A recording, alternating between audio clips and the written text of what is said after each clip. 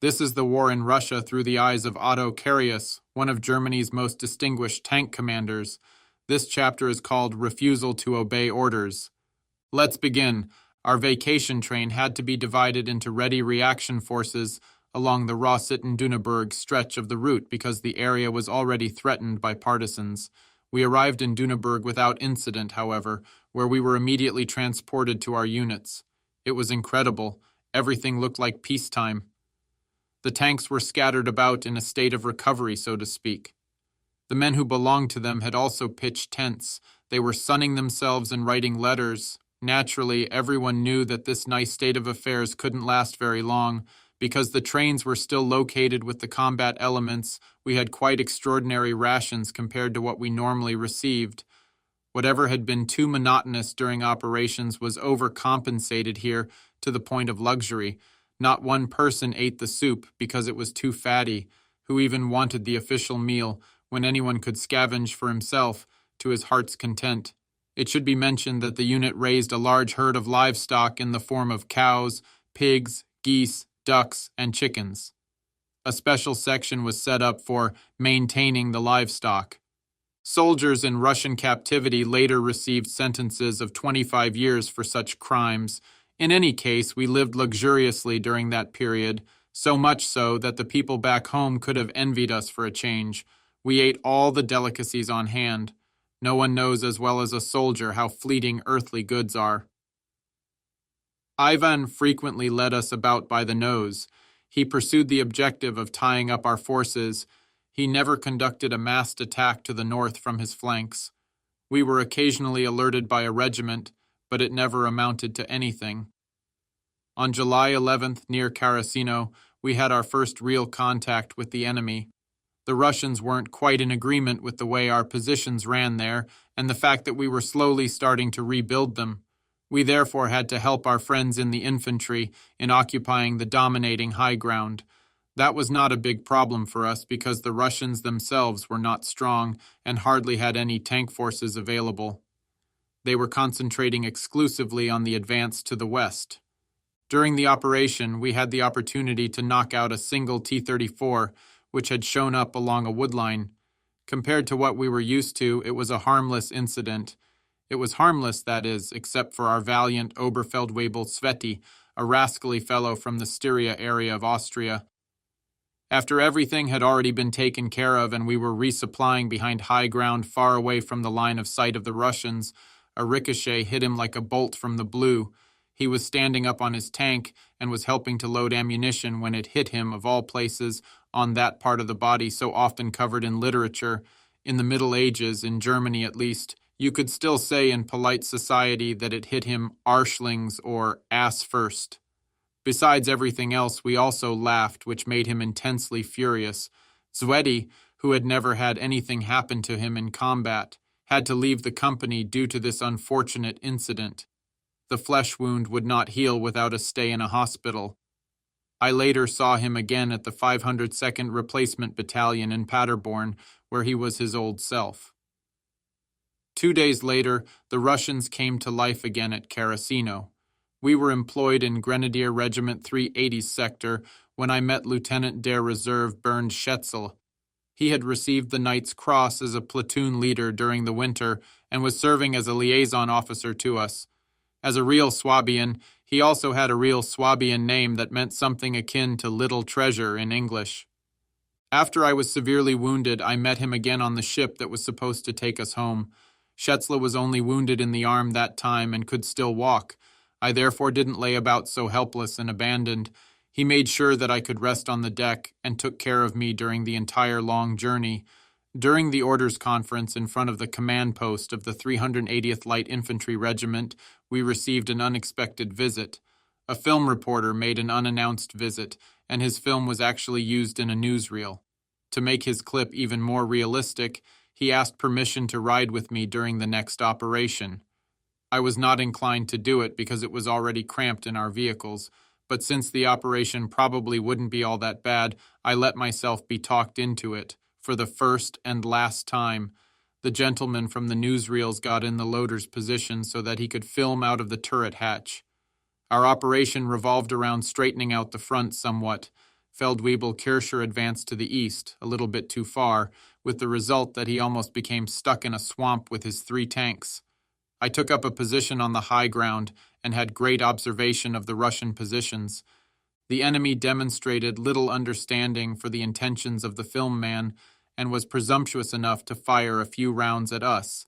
In short, the man never once got his camera out of the hatch. He always screamed, "Target," whenever we fired a shot. He made me so furious by doing that I remained on the hill until Feldwebel Kircher had returned. If I had been by myself, I would have long since disappeared behind the hill, but common courtesy to my guest demanded that he also experience something. Shortly before our return, the Russians came driving up with 2 tanks along the woodline about 200 meters in front of us. They didn't want to have anything to do with us, however. Instead, they drove across our front. I intentionally held back long enough so our man had his camera ready to fire. He could thus film the actual destruction of a Russian tank. But that didn't happen. My first round missed, at which point the Russians hurriedly disappeared into the protection of the woods. The effects of our round were even greater on the cameraman. He let himself sink into the turret, as if hit when the round went off. Our loader, impeded by that, couldn't load, of course. Both of the Russians owe their good fortune to this reporter. I don't believe that our cameraman friend ever again uttered the wish during the war to be permitted to ride along in a tank. Ambition and readiness to do combat are 2 different things, especially in front of the enemy. I was ordered to division on July 15th. I was attached to a Kampfgruppe, which had constructed a defensive line with weak forces at Maruga, farther to the west. The leader of the Kampfgruppe had been the commander of a large city in the occupied Eastern Territories before his employment at the front. He wasn't quite in charge of the situation. In my presence, the divisional commander calmed him down on the telephone and assured him that I would show up by morning with my Tigers. Right at 6 o'clock in the morning, Lieutenant Eichhorn and I arrived in a cubicle at the command post of the Kampfgruppe. To be mobile, it had been set up in a bus. I reported to the general, who was visibly surprised that he hadn't heard the approaching Tigers. He was even more astonished when I reported to him in a succinct manner that my vehicles were probably en route, but would not arrive until around 8 o'clock at the earliest. The high-ranking gentleman said in an affable manner, "Well, my friend, you certainly are lucky. Our attack, for your information, begins at 8 o'clock. Sometimes it isn't easy to talk to a general, especially at such critical moments. I tried to explain to him there was no way I could be combat ready at 8 o'clock because I had to conduct a reconnaissance of the routes up to the front. Besides, a meeting with the commander of the infantry battalion was absolutely necessary. The high-ranking gentleman was of a different opinion and quickly became impatient. The roads and the bridges have already been checked out by the assault gun people. Wherever they can drive, you too can also get through with your vehicles." Many a person would have simply clicked their heels and left by then. There was too much at stake, however. I explained that an assault gun had barely half of our weight, and that, as a matter of principle, I never relied on reconnaissance conducted by others. I had already had a lot of bad experiences as a result of faulty reconnaissance. By then, however, my general had lost his patience. He thundered, "You! I will not tolerate prima donna behavior by young officers. You will attack at 0800. Nothing was left for me to do but roll over and play dead. "I respectfully request the general's forgiveness," I said, and turned around. Lieutenant Eichhorn had already disappeared. He didn't have a good feeling. There was absolutely no doubt in my mind that I would not attack at 0800. I didn't want to put the old man's nerves even more on edge, however, and I drove off. The commander of the infantry battalion was very happy when he saw my black uniform. He immediately told me, however, that he couldn't possibly be ready for the attack at 8 o'clock. We were in immediate agreement with one another and set H-hour for 10.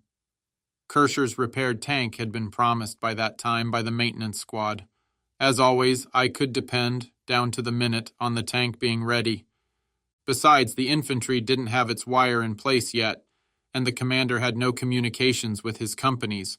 We went up to the front line together, and the major briefed me on the terrain. The objective of the attack was high ground, which we could see off to the right of us about 3 to 4 kilometers in the distance. It dominated the terrain in all directions. Once this high ground was in our hands, the position could be held with significantly weaker forces. By contrast, the present one was very weak. It should be mentioned that Ivan was sitting in front of us along a wood line. In comparison, our lines practically ran across open terrain. They were completely dominated by the Russians. In the meantime, my Tigers had arrived at the command post. The general himself arrived around 9:30 in order to view the attack.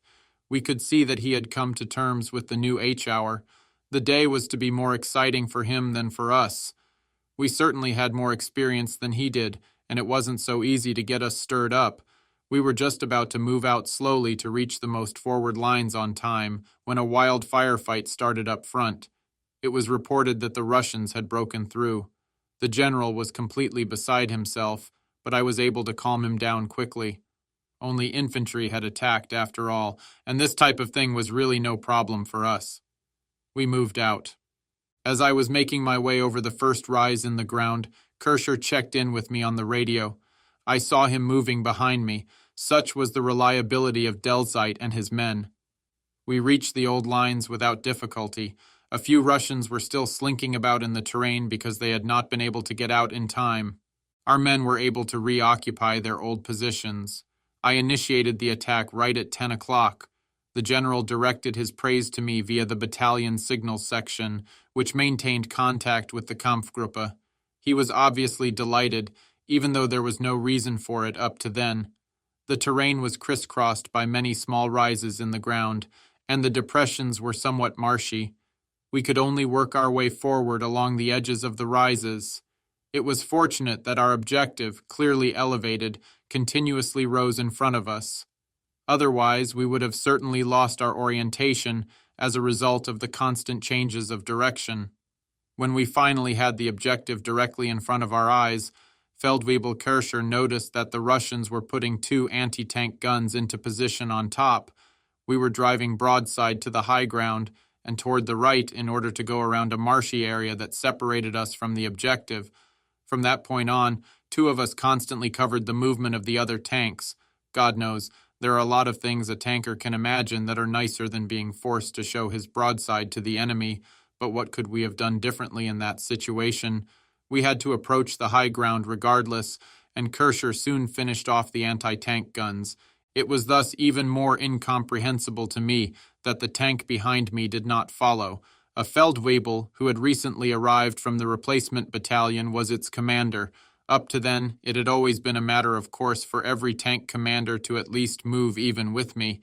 I even had to hold back the men most of the time, so they didn't range too far ahead of me.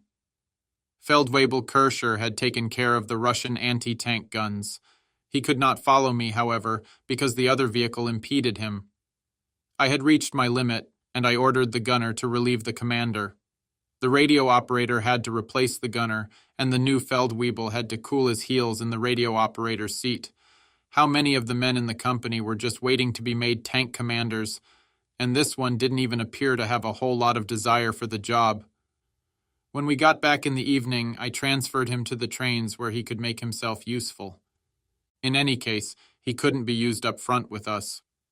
We then reached the high ground and remained there until the onset of darkness. The terrain we had driven through was completely clear of the enemy, except for this high ground. Naturally, Ivan also considered it important. Only the line across from our main line was thinly held, but for reasons unknown to me, our infantry didn't move at all. That was a decisive factor for me. While we were still able to see our tracks somewhat, I reported to the Kampfgruppe that we would be coming back.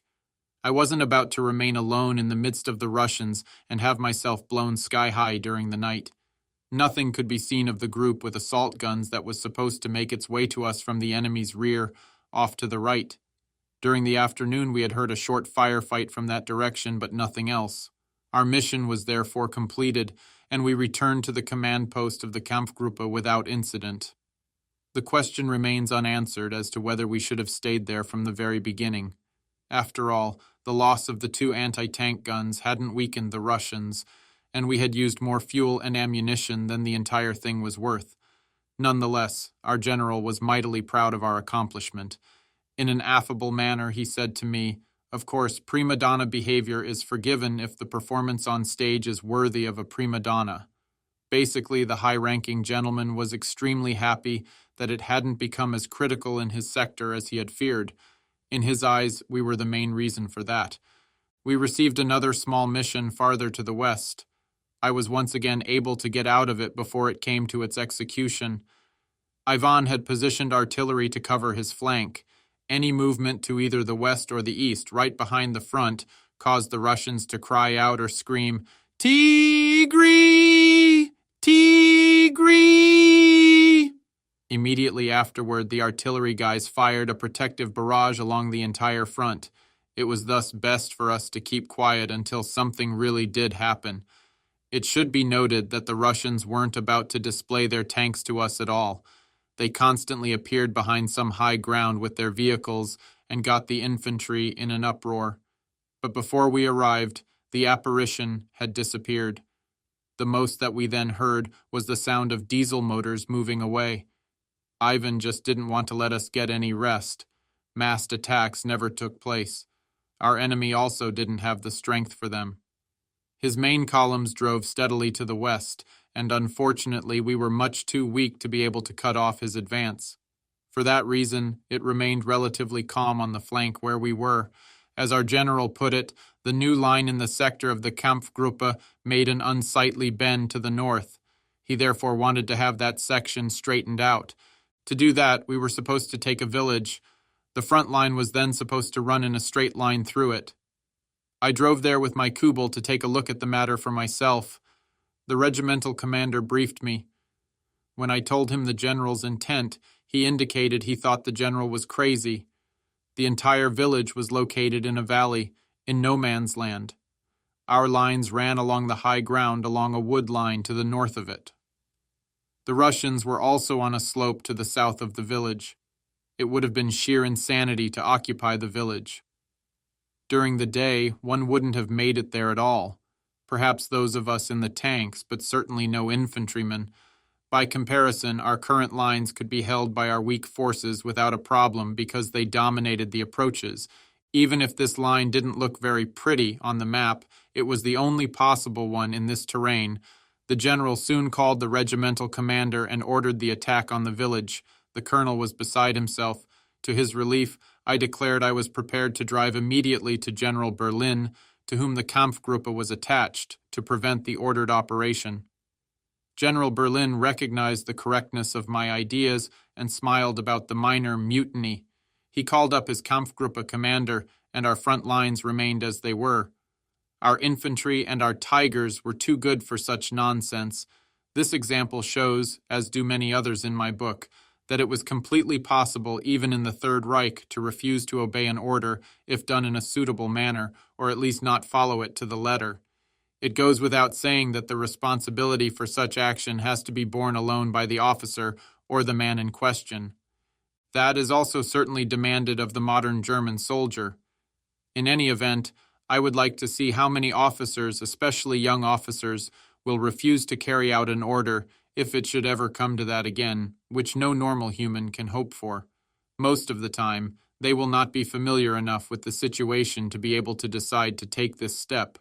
We were directly attached to the Army Corps back then, and therefore, in the lucky position of having an overview of the fighting in the entire sector. We could thus form an objective opinion, but each of us always had to carry complete responsibility for any operations on our own initiative, especially for the changing of an order or the refusal to carry it out. Enthusiastic acceptance of responsibility is the most prominent characteristic that must be demanded of an officer. That is nothing new, and everyone who was in the war will be able to cite examples of that. If a small fry undertook a tiny advance at his own initiative and the thing succeeded, then he was praised. Under some conditions, he was rewarded. If the operation failed, on the other hand, then he stood in front of a court-martial. Given those conditions, we too were able to make decisions on our own back then. Those were decisions whose necessity later became self-evident. It's clear that such opportunities were offered much less frequently to the platoon leader or company commander of an infantry unit than to a subordinate leader of an army-level battalion, such as we were. but that won't be any different in the new armed forces. The requirement to obey only sensible orders stems from false assumptions. It will also be very rare in the future to have people who refuse to obey orders and are then not punished. It has to be that way. Military success is impossible whenever everyone carries out only the order which appears to be sensible and necessary to him, as observed from his perspective.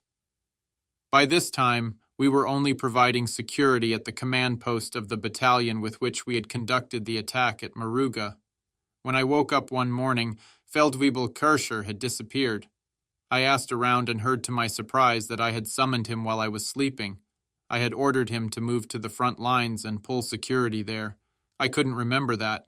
I also never would have sent a tank to pull security by itself, especially at night. Feldwebel Kircher was a good man, however, and drove out there in accordance with my order. I called him back via the radio. A similar occurrence happened to me with a wheeled vehicle driver.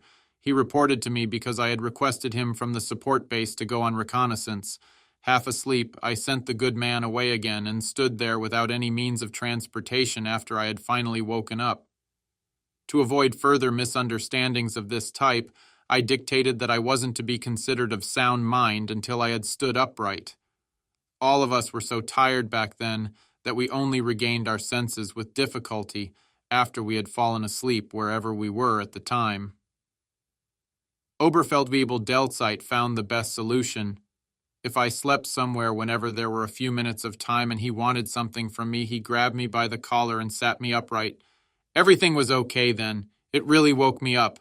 Looked at from a present-day perspective, of course, that was a very bizarre method. Our former company commander, von Schiller, whom I had to relieve from command, was transferred back home to a service school as a tactics instructor during this time.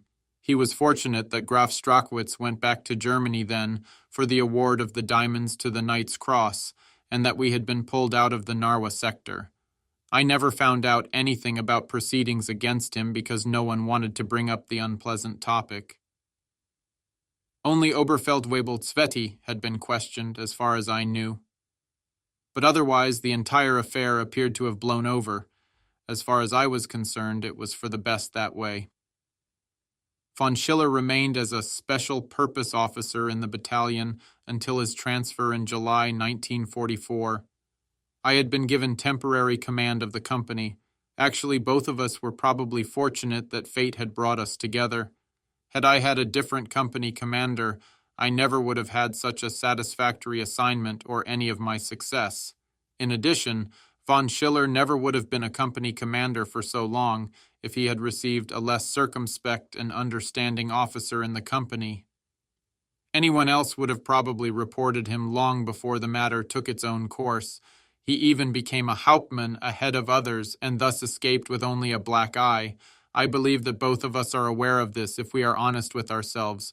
This concludes the 19th part of the story. Thank you very much for listening. Please subscribe for more episodes and leave a comment.